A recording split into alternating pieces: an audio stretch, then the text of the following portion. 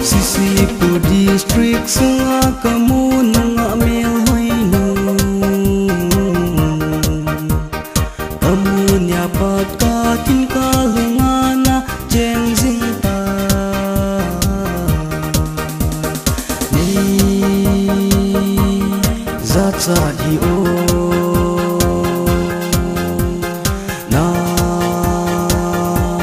zat pongi nako ma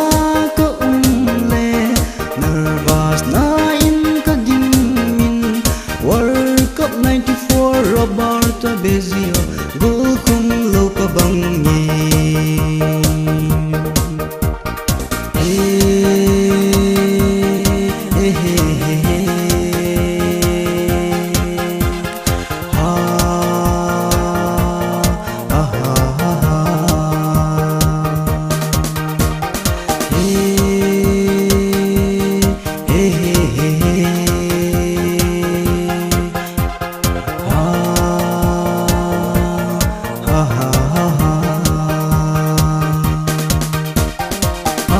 ni go kung le la iti chan pi chao zang le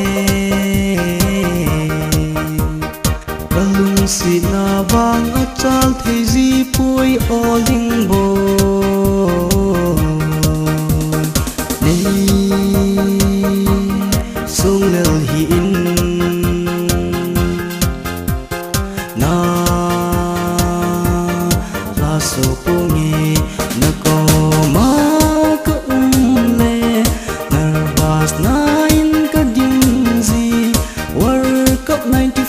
Roberto Bezio gul kum lo ka bangi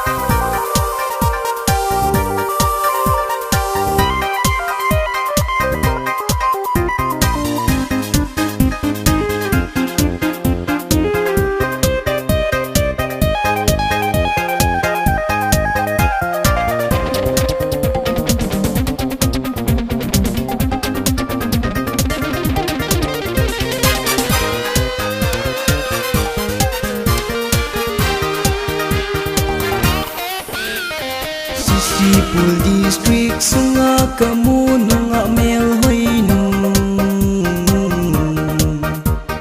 kamu nyapat katin kalungana jeng zinta nei zat di in na zat pungi